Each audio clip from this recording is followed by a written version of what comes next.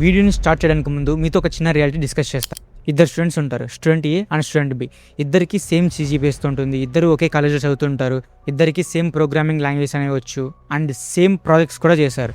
And చివరికి last చూసుకుంటే same ఇద్దరు కూడా ఒకే కంపెనీకి అప్లై చేశారు. ఇక్కడ స్టూడెంట్ ఏకి మెయిల్ వచ్చింది, congratulations, you have been satisfied for the next round అని చెప్పేసి. Coming to student B, he's rejected. ఇప్పుడు క్వశ్చన్ ఏంటంటే, స్టూడెంట్ ఏ జీనియస్సా లేకపోతే స్టూడెంట్ బి యూజ్లెస్సా? నాట్ నెసెసరీ, బట్ చాలా కేసెస్లో మనకి డిఫరెన్స్ అనేది రెజ్యూమ్లో ఉంటుంది. రిక్రూటర్స్కి ఫస్ట్ ఇంటర్వ్యూలో నీ కమ్యూనికేషన్ కనిపించదు, నువ్వు ఎటువంటి ప్రాజెక్ట్స్ చేసావు, బిల్డ్ చేసావు అనేది కనిపించదు, నీకు కోడింగ్ అబిలిటీ ఉంటుందా లేదని చెక్ చేయరు, నీ పర్సనాలిటీ ఎలా ఉంటుందో కూడా తెలియదు. ఫస్ట్ వాళ్ళకి కనిపించేది ఏంటంటే యువర్ రెజ్యూమ్. అందుకే రెజ్యూమ్ అంటే జస్ట్ ఒక PDF మాత్రమే కాదు, ఫస్ట్ ఇంప్రెషన్ అనేది ఇక్కడే స్టార్ట్ అవుతుంది. సో అందుకే ఈ వీడియోలో నేను జస్ట్ ఒక క్యాన్వా టెంప్లెట్ చూపించేసి ఇందులో ఎడిట్ చేసుకోమని చెప్పాను.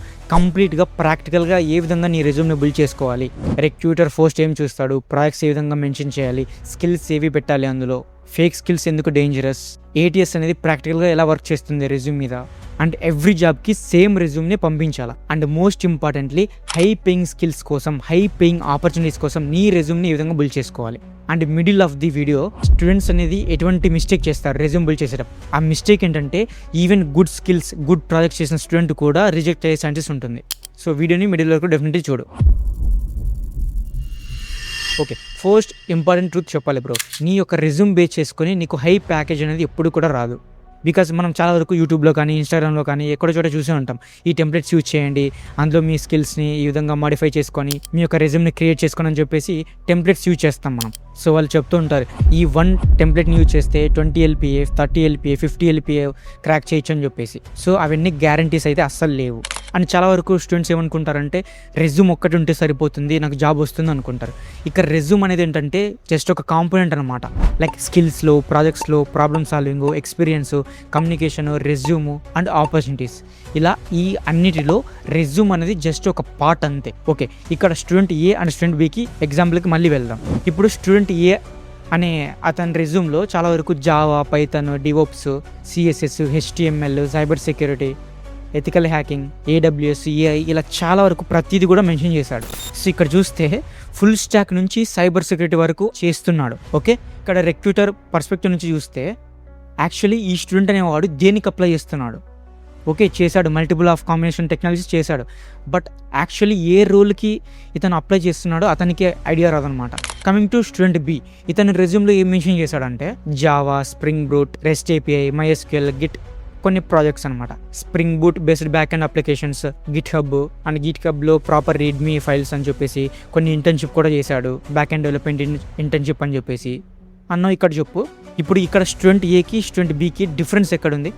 స్టూడెంట్ ఏ చూసుకుంటే చాలా వరకు స్కిల్స్ అన్నీ మెన్షన్ చేశాడు, బాగానే ఉంది, బట్ ఏ రోల్కి అప్లై చేస్తున్నాడు ఏంటి అనేది క్లారిటీ లేదు.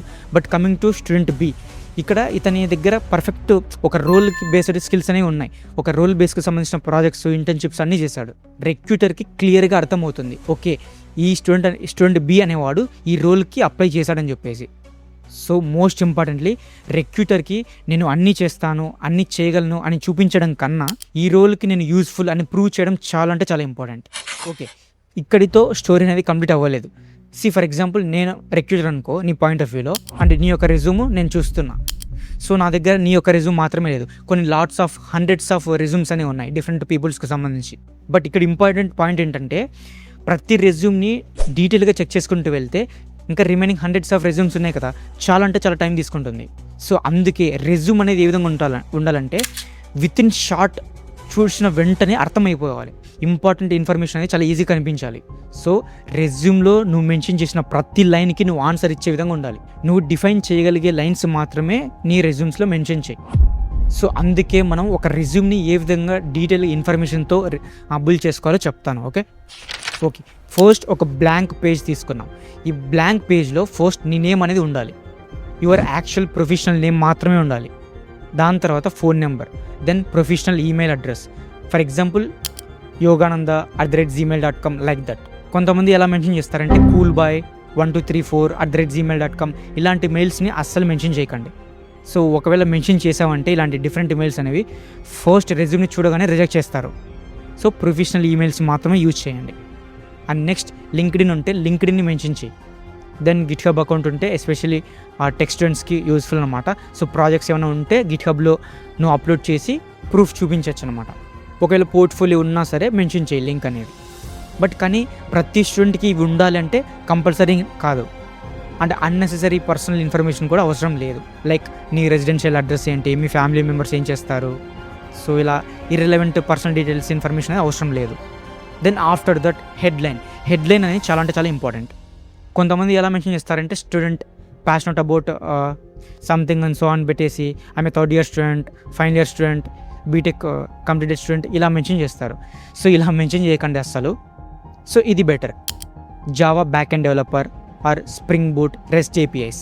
So if genuinely targeting that role then you can.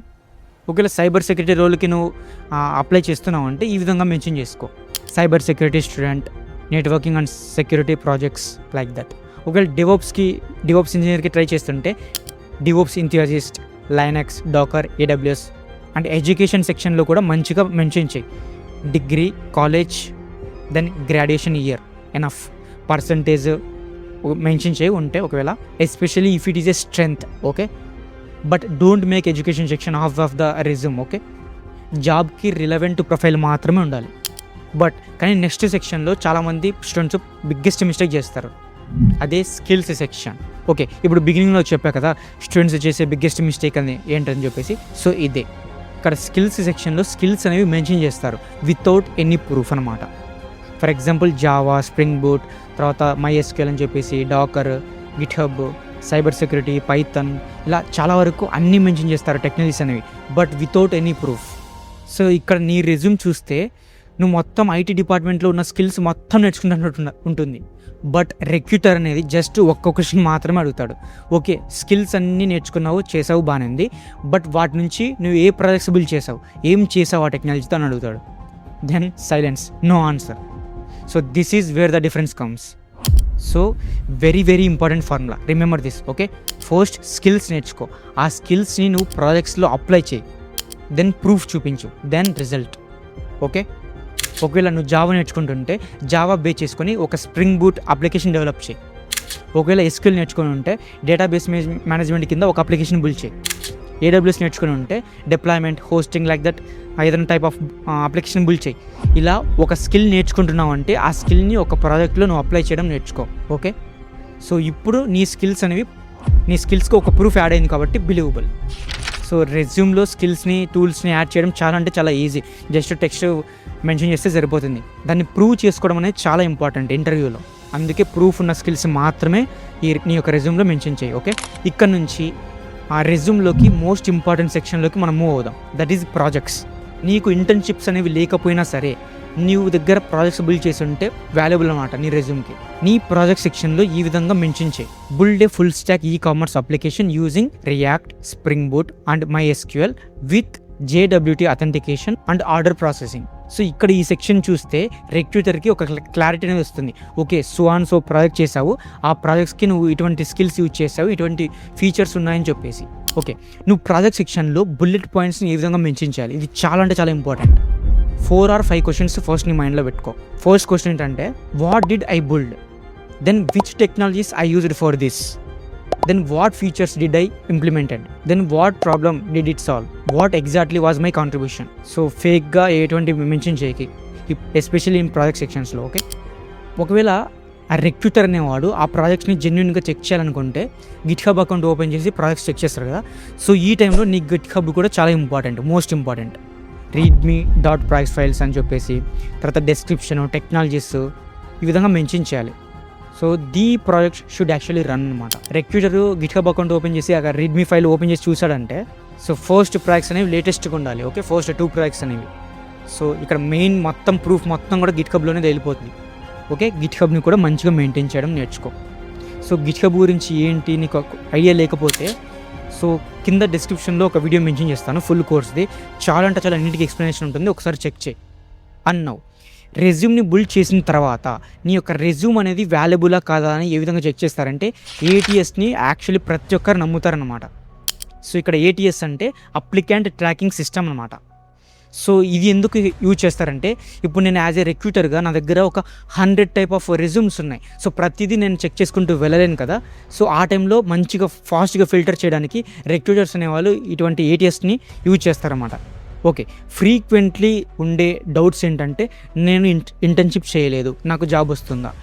So ఇక్కడ చెప్పాను కదా ఫస్ట్లోనే, ఇంటర్న్షిప్ కన్నా నువ్వు చేసిన ప్రాజెక్ట్స్ అనేవి వాల్యూ ఉండాలి. అండ్ ప్రాజెక్ట్స్ కూడా చాలా వరకు 10, 20 ఆ విధంగా కాదు. చేసిన ప్రాజెక్ట్ ఒక్కటైనా సరే మార్కెట్లో రియల్ వరల్డ్ ప్రాబ్లమ్ని సాల్వ్ చేసే విధంగా ఉంటే డెఫినెట్లీ నీకు మంచి రోల్ అయితే ఇస్తారు.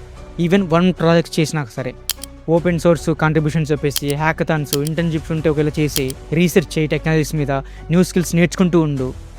అంటే ఇంటర్వ్యూకి అటెండ్ అయిన తర్వాత రిక్రూటర్స్ అనేవాళ్ళు ఏ విధంగా క్వశ్చన్స్ అడుగుతున్నారు, వేటి బేస్ మీద ఎక్కువ మోస్ట్ అడుగుతున్నారు, ఇలా ప్రతిదీ నువ్వు మైండ్లో పెట్టుకొని నెక్స్ట్ ఇంటర్వ్యూకి ప్రిపేర్ అవ్వు.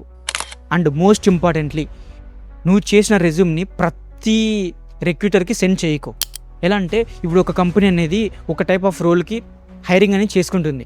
నువ్వు ఆ రోల్కి మాత్రమే నీ యొక్క రెజ్యూమ్ని బిల్డ్ చేసుకుంటూ వెళ్ళాలి. సో నువ్వు వెళ్ళిన ప్రతి కంపెనీకి డిఫరెంట్ టైప్ ఆఫ్ రెజ్యూమ్ని బిల్డ్ చేసుకొని వెళ్ళాల్సి ఉంటుంది. ఫర్ ఎగ్జాంపుల్, నీకు సైబర్ సెక్యూరిటీ స్కిల్స్ వచ్చు, తర్వాత సమ్ ఆఫ్ వెబ్ డెవలప్మెంట్ కూడా వచ్చు. నువ్వు వెబ్ డెవలప్మెంట్ రోల్కి వెళ్తున్నావు అంటే web development type of resume నీతో ఉండాలి. సైబర్ సెక్యూరిటీ కంపెనీకి వెళ్తున్నావు అంటే సైబర్ సెక్యూరిటీ రెజ్యూమ్ నీతో ఉండాలి. ఇలా డిఫరెంట్ టైప్స్ ఆఫ్ రెజ్యూమ్స్ అని నువ్వు క్రియేట్ చేసుకుంటూ ఉండాలి according to that role. And some of certifications ఉంటాయి. సర్టిఫికేషన్స్ అనేవి most important. Especially top MNC companies, కొన్ని రిజిస్టర్ అయిన కంపెనీస్ నుంచి మాత్రమే మీకు సర్టిఫికేషన్ ఉంటే అవి మాత్రమే మెన్షన్ చేయి. సో అందుకే learn, build, apply, show, explain. So ఈ ఫార్ములాని మైండ్లో పెట్టుకొని ఏదైనా సరే నేర్చుకో. ఓకే, ఇంకో డౌట్ ఏముంటుందంటే, రెజ్యూమ్ అనేది జస్ట్ ఒక పేజ్లోనే డిజైన్ చేసుకోవాలని డౌట్ ఉంటుంది. ఇక్కడ యాజ్ ఎ బిగినర్ అనేవాడు కంపల్సరీ ఒక 1 పేజ్లో మాత్రమే బిల్డ్ చేసుకోవాలి. నీకు వన్స్ ఒక కంపెనీలో ఎక్స్పీరియన్స్ వచ్చిన తర్వాత, some of 3 years experience, 2 years experience, 1 year experience వచ్చిన తర్వాత నీ శాలరీస్ అలా కొన్ని ఉంటాయి కదా. సో వాటికి సంబంధించి నువ్వు ఒక 2 pagesలో బిల్డ్ చేసినా సరే సరిపోతుంది. ఎందుకంటే నువ్వు ఆల్రెడీ వర్క్ ఎక్స్పీరియన్స్ ఉంది రియల్ టైంలో. And most importantly, content matters more than fancy design. So resume అనేది చూడటానికి ప్రొఫెషనల్ కనిపించాలి. ఓకే, సింపుల్గా రెజ్యూమ్లో నువ్వు మెయిన్లీ గుర్తుపెట్టుకోవాల్సిన పాయింట్ ఏంటో చెప్తాడు. ఫస్ట్ ఏంటంటే రోల్ చాలా చాలా ఇంపార్టెంట్. జావా డెవలపరా, ఫుల్ స్టాక్ డెవలపరా, లేకపోతే సైబర్ సెక్యూరిటీనా, ఏఐఎంఎల్, డివోప్సా, అది most important. Then after that study job descriptions, go to job portals, లింక్డ్ఇన్లో కానీ లైక్ సమ్ ఆఫ్ పేజెస్ ఉంటాయి కదా. సో ఆ పేజెస్లోకి వెళ్ళి look at multiple job descriptions for your target role. Now you can understand what market is asking for. Then step 3, build relevant skills. Don't learn random technologies, okay? And step 4, create 2 to 4 strong projects according to your role. Then step 5, show proof. So GitHubలో mention చేయి ఆ ప్రాజెక్ట్ని, లేకపోతే నీ యొక్క LinkedIn ప్రొఫైల్లో ఆ project గురించి upload చేస్తుండు, అప్డేట్ చేస్తుండు. And step 6, customize your resume. And step 7, prepare to explain every line in your resume. So రెజ్యూమ్లో నువ్వు మెన్షన్ చేసిన ప్రతి లైన్ని కూడా రిక్రూటర్కి నువ్వు ఎక్స్ప్లెయిన్ చేయగలిగే విధంగా ఉండాలి. So if answer no, then don't write about that line in your resume, okay? So but finally ఒకటి మాత్రం గుర్తుపెట్టుకో, హై ప్యాకేజ్ అంటే మంచి రెజ్యూమ్ బిల్డ్ చేసుకోవడం కాదు. Relevant skills, strong projects, problem solving, experience, communication skills, interview preparation, resume positioning, right opportunities, everything అన్నమాట. So ఇవన్నిటిని base చేసుకునే ఆ శాలరీ హైక్స్, తర్వాత నీ జాబ్ రోల్స్ అనేవి ఫైండ్ అవుట్ అవుతాయి. సో ఈ విధంగా నీ యొక్క రెజ్యూమ్ని బిల్డ్ చేసుకోవాల్సి ఉంటుంది. సో నీకు మంచిగా కొన్ని ఐడియాస్ కావాలంటే ఈ వీడియో కింద డిస్క్రిప్షన్లో చాలా వరకు కొన్ని రెజ్యూమ్స్ అనేవి మెన్షన్ చేశాను, ఏ విధంగా నువ్వు క్రియేట్ చేసుకోవాలని చెప్పేసి. ఒకవేళ ఈ వీడియోలో ఏమైనా నీకు డౌట్స్ ఉంటే కామెంట్ సెక్షన్లో కంపల్సరీ అడుగు, డెఫినెట్లీ రిప్లై అయితే ఇస్తాను. See in the next video. Bye bye.